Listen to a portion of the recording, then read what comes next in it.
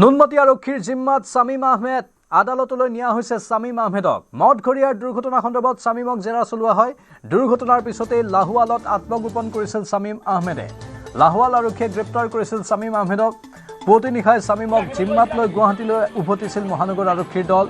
শামীমৰ mobile ফোনৰ লোকেশ্যনৰ আধাৰত লাহোৱালৰ মোহনবাৰী বাইপাছত সোমবাৰে বিয়লি পদপথেৰে আহি থকা অৱস্থাত শামীমক প্ৰত্যক্ষ কৰিছিল মোহনবাৰী আৰক্ষী আউটপোষ্টৰ আৰক্ষী বিষয়াই। আৰু সেই সময়তে আৰক্ষীয়ে শামীম আহমেদক গ্ৰেপ্তাৰ কৰিবলৈ সক্ষম হয়। মদঘৰীয়াত সংঘটিত দুৰ্ঘটনাৰ সময়ত বাহনখনৰ আগ চিটত আছিল এগৰাকী যুৱতী, পাছৰ চিটত আছিল আন দুগৰাকী যুৱতী। তিনিওগৰাকী যুৱতীকে দুৰ্ঘটনাৰ পিছতেই নিয়া হৈছিল হস্পিটেলত। দুৰ্ঘটনাত পতিত বাহনখনৰ গৰাকী ধেমাজিৰ পংকজ কুমাৰ দত্ত। গুৱাহাটীৰ ভাৰ্গৱ কুমাৰ ডেকাক ভাড়ালৈ দিছিল ছুইফ্ট বাহনখন। আৰু ভাৰ্গৱ ডেকাই আকাশ দে নামৰ এজনক দিছিল ছুইফ্ট বাহনখন। আকাশ দেৰ পৰা শামীমে সেই নিশা লৈ গৈছিল বাহনখন। নিশা 11 বজাত বাহনখন উপস্থিত হৈছিল ভঙাগড়ত। ঘটনাৰ নিশা ৰুদ্ৰাক্স মলৰ তলত ৰৈ আছিল এই বাহনখন। 112ৰ চিচিটিভিত বন্দী হৈছিল তিনি যুৱতী আৰু শামীমৰ গতিবিধি। আৰু এই বাৰলৈ গৈছিল তিনি যুৱতীৰ সৈতে শামীম। বাৰৰ মুঠ বিল হৈছিল 19,000 টকা। 3 বজাত বাৰৰ পৰা ওলাই আহিছিল চাৰিও। ভঙাগড়ৰ পৰা গীতানগৰলৈ গৈছিল বাহনখন। ঘণ্টাত 135 কিলোমিটাৰ বেগত চলিছিল এই বাহনখন। 4:02 দুৰ্ঘটনাৰ সময়ত ঘণ্টাত 96 কিলোমিটাৰ বেগত আছিল এই বাহনখন। দুৰ্ঘটনাৰ পিছতে প্ৰথমে শ্বিলঙলৈ পলায়ন কৰিছিল শামীম আৰু শ্বিলঙৰ পৰা শিৱসাগৰলৈ গৈছিল শামীম আহমেদ। শিৱসাগৰৰ পৰা ডিব্ৰুগড়লৈ যাওঁতেই গ্ৰেপ্তাৰ কৰে আৰক্ষীয়ে। অগ্ৰিম জামিন নোপোৱা পৰ্যন্ত অৰুণাচললৈ পলায়নৰ চেষ্টা কৰিছিল শামীম আহমেদে। যেতিয়া আমাৰ পুলিচৰ টীম গৈছিল, আমি তাত তিনিগৰাকী ফেটেল এক্সিডেণ্টত তাৰমানে ফেটেল ইঞ্জুৰি থকা যুৱতী পাইছিলোঁ। তাত আমি কোনো ড্ৰাইভাৰ চিটৰ চিটটো খোলা আছিল, কিন্তু আমি কাকো পোৱা নাছিলোঁ। ঘটনাস্থলীৰ পৰা দেখা যায় যে যিজন ড্ৰাইভাৰ বা যোনে চলাইছিল সেই গাড়ীখনৰ চিটৰ আমাৰ যিটো এয়াৰ বেগ আছে অ'পেন হৈ আছিলে। তাৰপিছত আমি যিখন গাড়ী নম্বৰৰ পৰা আমি গাড়ীখনৰ মালিকক বিচাৰিলোঁ। আমি গম পালোঁ মালিকজনৰ নাম হৈছিল পংকজ কুমাৰ দত্ত। তেখেতে গুৱাহাটীৰে এজন যুৱক ভাৰ্গৱ ডেকা। সেই ভাৰ্গৱ ডেকাক গাড়ীখন ৰেণ্ট বেচিছত দি থৈছিলে। 25 তাৰিখে ৰাতি আগবেলা শামীম আহমেদ বোলা এজন মানুহে তেওঁৰ পৰা গাড়ীখন বিচাৰিছিল। কিন্তু সেই সময়ত সেইখন গাড়ী ভাৰ্গৱৰ লগত নাছিলে। চ' তেওঁ আকাশ দেক ক'লে যে সেই গাড়ীখন মোৰ বন্ধু এজন যাব শামীম, তেওঁক গাড়ীখন আপুনি দি দিব। 25 তাৰিখে নিশা বিভিন্ন জেগাত গাড়ীখন গুৱাহাটীৰ বিভিন্ন অঞ্চলত ঘূৰি আছে। কিন্তু 11টা বজাত গাড়ীখন আহি পাইছিলহি ভঙাগড়ত। সেই জেগাটো চাই গম পালোঁ গাড়ীখন ৰাখিছিল যিখন আমাৰ ৰুদ্ৰাক্স মলত তলত পালোঁ। যিহেতু ৰুদ্ৰাক্স মলত তলত পালোঁ, আমি আকৌ ভেৰিফাই কৰিলোঁ। ৰুদ্ৰাক্স মলত টপ ফ্ল'ৰত এখন বাৰ আছে 100 বুলি, ৰুফ টপ বাৰ। বাৰখনত এজন যুৱক আৰু তিনিগৰাকী যুৱতী সোমাইছিল। CC কেমেৰাৰ ফুটেজ আমি কালেক্ট কৰিলোঁ। ফুটেজৰ পৰা আমি আইডেণ্টিফাই কৰিলোঁ সেই তিনিগৰাকী আমাৰ ভিক্টিম লেডি আৰু শামীম বুলি যাৰ কথা কৈ আছোঁ, তেওঁ আমি ভিডিঅ' ফুটেজত পালোঁ। তাৰ ভিডিঅ' ফুটেজৰ পৰা আমি তাৰ হোটেলৰ বিলখন কালেক্ট কৰিছোঁ, যিখন বিলৰ এমাউণ্ট হৈছিল 19,000। তাৰপৰা ৰাতি 3টা বজাত তেওঁলোক ওলাই আহিছিল। 3টা বজাত গাড়ীখন ভঙাগড়ৰ পৰা মুভ কৰিছে। গুৱাহাটীৰ বিভিন্ন জেগাত গৈছে, বিশেষকৈ GRS ৰোড গৈছে, RG বৰুৱা ৰোড গৈছে, মাদাৰ টেৰেছা ৰোড গৈছে। সেইখিনি সময়ত গাড়ীখনৰ maximum speed 135 kilometre per hour উঠাইছিল। তাৰপাছত ইঞ্চিডেণ্টটো যিখিনি সময়ত হৈছে একজেক্টলি 4:02। সেই 96 কিলোমিটাৰ পাৰ আৱাৰত মাৰুতি যিখন ছুইফ্টখনে ৰখি থকা ট্ৰাকখনক বেক ছাইডৰ পৰা হিট কৰিছিল। হিট কৰাৰ পিছত সেই যুৱকজন পলাই গৈছিলে। আল্টিমেটলি তেওঁক আমি ডিব্ৰুগড় অঞ্চলত যোৱাকালি এৰাউণ্ড 12 মানত আমি তেওঁক এপ্ৰিহেণ্ড কৰিছোঁ। আমি তেওঁক ৰাখিছোঁ। তাৰপিছত তেওঁক ধৰাৰ পিছত আমাৰ টীমটো যোৱা নিশা গৈ তেওঁক আজি লৈ আহিছে। বৰ্তমান দুজনকৈ সাংবাদিক লাইভত আছে। যি স্থানত দুৰ্ঘটনা সংঘটিত হৈছিল সেই স্থানত আছে অজয় বৰ্মন আৰু আদালতত উপস্থিত আছে আমাৰ সতীৰ্থ প্ৰিয়ব্ৰত। প্ৰথমে প্ৰিয়ব্ৰত, আপোনাৰ পৰা জানিব বিচাৰিছোঁ আদালতত হাজিৰ কৰোৱা হৈছে, কি কি তথ্য আছে? হয় প্ৰাঞ্জল, তেওঁক ইতিমধ্যে যি নুনমাটি থানা আছে, নুনমাটি থানা আৰক্ষীয়ে ইতিমধ্যে আদালতৰ দিশে ৰাওনা হোৱা দেখিবলৈ পোৱা গৈছে আৰু কেইটামান মুহূৰ্তৰ পিছতে হয়তো আহি আদালতত উপস্থিত হ'ব। আৰু লক্ষণীয় হ'ব, যোৱাকালি দিনটোত আমি দেখিবলৈ পাইছিলোঁ যিখন ট্ৰাক ৰাখি থোৱা আছিল, ট্ৰাকখনৰ আচলতে যিজন চালক আছিল, চালকজন ভিতৰত শুই থকা অৱস্থাতে দুৰ্ঘটনা সংঘটিত হৈছিল। সেই ট্ৰাকজনৰ চালকজনকো আচলতে আদালতত হাজিৰ কৰা হৈছিল, তেওঁক আৰক্ষী জিম্মাত লৈছে। গতিকে আজিৰ দিনটোতো দেখিবলৈ পোৱা গৈছে যথেষ্টখিনি আপডেট আজিৰ দিনটো দেখিবলৈ পোৱা গ'ল, বা কালি শেহতীয়াকৈ ৰাতি ভাগৰ পৰাই যথেষ্টখিনি আপডেট দেখিবলৈ পোৱা গ'ল। শামীম আহমেদ যিজনে আচলতে 2-3 দিন ধৰি আত্মগোপন কৰি আছিল, পলাই গৈ শ্বিলং পাইছিল, তাৰ পৰা শিৱসাগৰ পাইছিল, শিৱসাগৰৰ পৰা গৈ পুনৰ ডিব্ৰুগড় পাইছিল। এই গোটেই পৰিঘটনাখিনি অন্তত আচলতে ডিব্ৰুগড় যেনেধৰণে গ্ৰেপ্তাৰ কৰিলে, তাৰ পৰা গুৱাহাটীলৈ লৈ অনা হ'ল।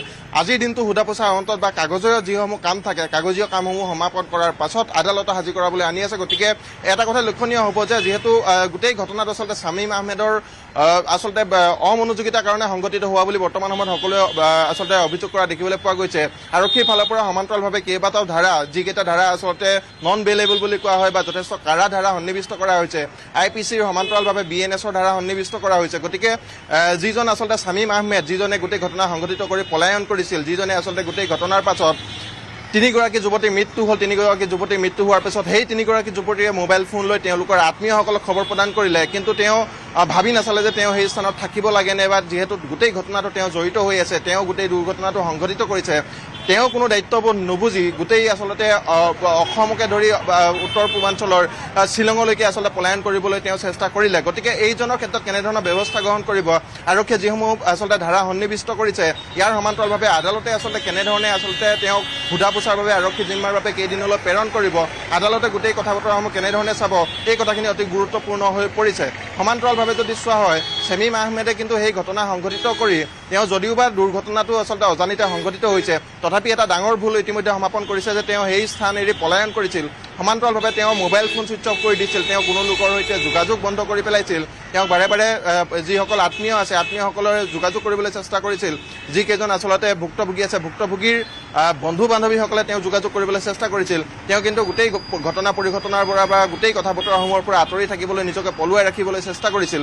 গতিকে এই কথা বতৰাসমূহ আজিৰ দিনটোত আদালতত হয়তো চালিজাৰি চোৱা হ'ব বা আদালতত সোধা পোছাৰ বাবে কালিৰ দিনটো যিহেতু আটক কৰি বাহিৰে বাহিৰে গ্ৰেপ্তাৰ কৰি আচলতে গুৱাহাটীলৈ লৈ অনা হৈছে, গতিকে আৰক্ষীৰ হাতত খুব কম সময় পাইছে, আৰক্ষীয়ে সোধা পোছা কৰিবলৈ খুব কম সময় পাইছে বুলি আমি অনুমান কৰিছোঁ। যিহেতু আদালতত হাজিৰ হ'ব, আমি সেই দৃশ্যবোৰ চাম আপোনাৰ জৰিয়তে। কিন্তু অজয় বৰ্মনো আছে লাইভত আমাৰ সতীৰ্থ। অজয়, যিহেতু ঘটনাস্থলীতে আপুনি আছে আৰু এইগৰাকী শামীমৰ বিৰুদ্ধে অভিযোগ উঠিছে যে তেওঁ বিভিন্ন সময়ত মিথ্যাচাৰৰ আশ্ৰয় লৈছিল, বিভিন্নজনক নিজৰ পৰিচয় বেলেগ ধৰণে দিছিল, আপোনাৰ লগত আৰু কি কি তথ্য আছে? শুনিছোঁ চাওক, জয়ন্ত যি শামীম আহমেদ, সেই শামীম আহমেদৰ বিভিন্ন সময়ত বিভিন্ন ৰূপ বুলি ইতিমধ্যে জনাইছোৱে, বিভিন্ন সময়ত বিভিন্ন ৰূপ ধৰিছে তেওঁ, আৰু দুৰ্ঘটনা সংঘটিত কৰি কিনে সেই স্থানেৰে পলায়ন কৰিছিল প্ৰথম অৱস্থাত, আৰু তাৰপিছতে তেওঁ শ্বিলঙত আত্মগোপন কৰিছিল, আৰু আৰক্ষী বা সাধাৰণ লোকে যাতে তেওঁক চিনিব নোৱাৰে তাৰ কাৰণে শ্বিলঙত যেনে প্ৰথমতে তেওঁ দাড়ি ঘূৰাইছিল, তেওঁক যাতে কোনোৱে চিনিব নোৱাৰে, আৰু তাৰপিছতে তেওঁ শ্বিলঙৰ পৰা পোনে পোনে শিৱসাগৰ হৈ ডিব্ৰুগড়লৈ গৈছিল, আৰু ডিব্ৰুগড়ত আৰক্ষীয়ে যদিও আটক কৰিছিল তেওঁ, কিন্তু ডিব্ৰুগড়ত যদি তেওঁ থাকিব পাৰিলে হয় বা ডিব্ৰুগড়ৰ পৰা তেওঁ অৰুণাচললৈ যোৱাৰ পৰিকল্পনা আছিল। কিন্তু সমগ্ৰ ঘটনা ইতিমধ্যে মই জনাইছোঁ যে সমগ্ৰ ঘটনাৰ ৰহস্য কিছু মুহূৰ্ত কিছু উৰ পৰিছে, যদিও এতিয়া সমগ্ৰ ঘটনাৰ ৰহস্য আটাইখিনি উৰ পৰা নাই। কিয়নো ইতিমধ্যে সতীৰ্থ প্ৰিয়পতে জনাইছে যে আৰক্ষীয়ে তেওঁক যদিও বহু সময় ধৰি তেওঁ তদন্ত অব্যাহত ৰাখিব পৰা নাই, কিন্তু প্ৰাঞ্জল আৰক্ষীয়ে যদিও বহু সময় ধৰি তদন্ত আগবঢ়াব পৰা নাই, যদিও নুনমাটি আৰক্ষী থানাই প্ৰায় 11মান বজাত নুনমাটি আৰক্ষী থানাত তেওঁক লৈ আহিছিল। তাৰপিছত DCP-গৰাকীয়ে সংবাদ মাধ্যমক সম্বোধন কৰিছিল, আটাইখিনি তথ্য জনাইছিল যে কেনেদৰে তেওঁ এখন বাহন ভাড়াত লৈছিল, আৰু সেই বাহনখনত যি তেওঁ নথি পত্ৰ দিব লাগে সেই নথি পত্ৰ তেওঁ ভুৱা নথি পত্ৰ দিছিল, নয়দাৰ এখন পৰিচয় পত্ৰ তেওঁ দিছিল প্ৰাঞ্জল, আৰু সেই পৰিচয় পত্ৰৰে তেওঁ বাহনখন সংগ্ৰহ কৰিছিল। তাৰে পিছত এজন বন্ধু আকাশ দে নামৰ এজন বন্ধুৱে সেই বাহনখন ভাৰ্গৱ ডেকা নামৰ যিজন লোকৰ এজেঞ্চিৰ পৰা তেওঁ সেই বাহনখন লৈছিল। সেই ভাৰ্গৱ ডেকক সেই কথাখিনি কোৱা হৈছিল, আৰু ভাৰ্গৱ ডেকাক তেওঁ এখন ভুৱা পৰিচয় পত্ৰ দিছিল, আৰু ভুৱা পৰিচয় পত্ৰ লৈ তেওঁ বাহনখন লৈ গৈছিল। আৰু তাৰপিছত তেওঁ ভঙা ঘৰৰ যি ৰুদ্ৰাক্ষ মলৰ তলত প্ৰায় 11টা বজাৰ পৰা সেই বাহনখন ৰখাই থৈছিল। তাৰপিছত ওপৰত যি বাৰ আছিল সেই বাৰত তেওঁলোকে আটাইকেইজনে বহিছিল, আৰু তাৰপিছত ৰাতিপুৱা প্ৰায় 3মান বজাৰ পৰা প্ৰায় 3-4 ঘণ্টা সময় তেওঁলোকে বাৰত অতিবাহিত কৰিছিল, আৰু বাৰত তেওঁলোকে প্ৰায় 19,200 টকা বিল পৰিশোধ কৰিছিল আটাইকেইজনে। আৰু তাৰপিছত তেওঁলোকে 135 কিলোমিটাৰ বেগত তেওঁলোকে Mother Teresa road, RG Barua road আদি তেওঁলোকে অতিক্ৰম কৰিছিল। আৰু তাৰপিছত যি ঠাইত তেওঁলোকৰ দুৰ্ঘটনা সংঘটিত হৈছিল সেই সময়ত তেওঁলোকৰ স্পীড আছিল 95 কিলোমিটাৰ, আৰু 95 কিলোমিটাৰ বেগেৰে আহি তেওঁলোকে সেই ঠাইত থকা যি ট্ৰাকখন আছে সেই ট্ৰাকত খুন্দা মাৰিছিল। আৰু ইতিমধ্যে মই জনাইছোৱে বা সতীৰ্থ সাংবাদিক প্ৰিয়পতে জনাইছে যে ট্ৰাকখনৰ যি চালক আছিল পাটৰ, সেই পাটৰ ইতিমধ্যে যোৱাকালি নুনমাটি আৰক্ষীয়ে তেওঁক জিম্মাত লৈছে আৰু আদালতত প্ৰেৰণ কৰিছে। আৰু শেহতীয়াকৈ আজিৰ দিনত যি শামীম আহমেদক আৰক্ষীয়ে গ্ৰেপ্তাৰ কৰিছে, সোধপোছ অব্যাহত ৰাখিছে। ইতিমধ্যে মই জনাইছোঁ প্ৰায় 3 ঘণ্টা সময় নুনমাটি থানাত আৰক্ষীয়ে তেওঁক স্বাস্থ্য পৰীক্ষা কৰি অহাৰ পিছত তেওঁক সোধপোছ অব্যাহত ৰাখিছিল আৰু সোধপোছৰ অন্তত তেওঁক এই মুহূৰ্তত কিছু সময় পূৰ্বে তেওঁক আদালতত হাজিৰ কৰোৱা হৈছে। কিন্তু সেই 3 ঘণ্টা সময় যে সোধপোছ কৰিছে তাত হয়তো আৰু কেতবোৰ ন তথ্য প্ৰকাশ পাইছে। আৰু ইতিমধ্যে আমি জানিব পৰা মতে ভাৰতীয় ন্যায় সংহিতাৰ 106(1)285/324, 238, 35 BNS 187 MV এক্টৰ অধীনত কেইবাটাও ধাৰা তেওঁৰ ওপৰত সন্নিৱিষ্ট কৰি তেওঁক ইতিমধ্যে আদালতত হাজিৰ কৰা হৈছে। আৰু হয়তো আৰক্ষী যিহেতুকে তেওঁক সোধপোছ সমাপ্ত হোৱা নাই, হয়তো আৰক্ষীয়ে কোনো সম্ভাৱনা আছে তেওঁক জিম্মাত বিচাৰিব পাৰে। আৰু জিম্মাত বিচৰাৰ পিছত তেওঁৰ পৰা আৰু কেতবোৰ নতুন নতুন তথ্য হয়তো পাব তেওঁৰ পৰা, আৰু কেতবোৰ নতুন নতুন কথা। কাৰণ এতিয়াও মই জনাইছোঁ যে বহুখিনি ৰহস্য আছে ইয়াতে, কিহৰ কাৰণে তেওঁ পলাবলগীয়া হ'ল, কিহৰ কাৰণে আৰক্ষীৰ পৰা তেওঁ লুকাবলগীয়া হ'ল, বহুখিনি কথা আছে। হয়তো পৰৱৰ্তী সময়ত সম্পূৰ্ণ ঘটনাৰ যি ৰহস্য সেই ৰহস্য পোহৰলৈ আহিব। প্ৰাঞ্জল, ধন্যবাদ জনাইছোঁ অজয় আৰু প্ৰিয়ব্ৰত।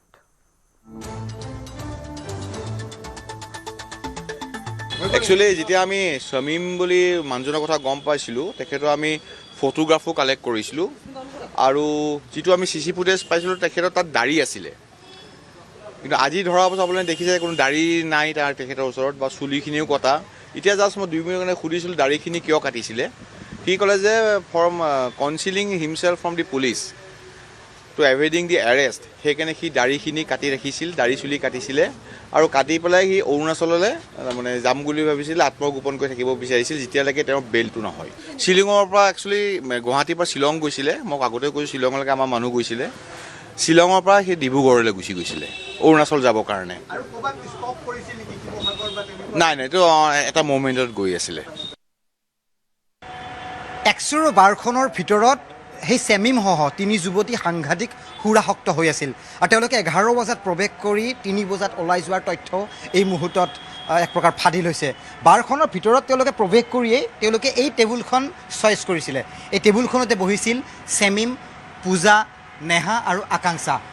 এই তথ্য এই মুহূৰ্তত আমি লাভ কৰিছোঁ, দৰ্শকসকলক পোনে পোনে জনাইছোঁ। আৰু এই মুহূৰ্তত ইয়াৰ এগৰাকী কৰ্মচাৰী আছে, পোনে পোনে জানিবলৈ চেষ্টা কৰিম। ইয়াত বহিছিল তেওঁলোক, ইয়াতে বহি আছিলে, ইয়াতে বহিছিল। 11টাত সোমাইছিল। খুব সাংঘাতিক নিচাত আছিল চাগে ন, 3 বজালৈকে যে আছিলে। দেখাতেতো এনেকুৱা লগা নাই নিচা হৈছিল বুলি, কিন্তু মানে খানা খাইছিলতো, সেইটো কাৰণে মানে বেছি মানে নিচা নিচিনা লগা নাছিলে দেখাতে। সাধাৰণভাৱে এই টেবুলখনত বহিছিল আৰু ফটোত দেখিছোঁ বিয়াৰ খাইছে খুব ন, এনেকৈ ড্ৰিংক কৰি গৈছে। 3 বজালৈকে থাকিলে যে কাৰণটো ইমান সময় থাকিব পাৰে। নাই এনেই বহি আছিলে সিহঁতে, মানে নিচা হোৱাৰ পিছত কিছুমানে বহে ন, মানে ৰিফ্ৰেছ হোৱাৰ কাৰণে। আৰু খুব এখন সুন্দৰ টেবুল তেওঁলোকে চইচ কৰিছিলে। যিটুকুৰা স্থানৰ পৰা GS ৰোডটো দেখা পায়, 100 বাৰখনৰ পৰা কিছু আঁতৰত এই টেবুলখন। আৰু এই টেবুলখনতেই বিশেষকৈ যদি মই হিচাপ কৰোঁ তেতিয়াহ'লে প্ৰায় 8জন লোকে এই টেবুলখনত বহি তেওঁলোকে পাৰ্টি কৰিব পাৰে। কিন্তু সেই 8জনীয়া টেবুলখনত অতি ৰহস্যজনকভাৱে শামীমে 3 যুৱতীক ইয়াত তেওঁক বহুৱাইছিল, অতিৰিক্ত তেওঁলোকক সুৰাপান কৰোৱাইছিল। আৰু তাৰপিছত সেই গোটেই ভয়ংকৰ ঘটনাটো সংঘটিত হৈছিল।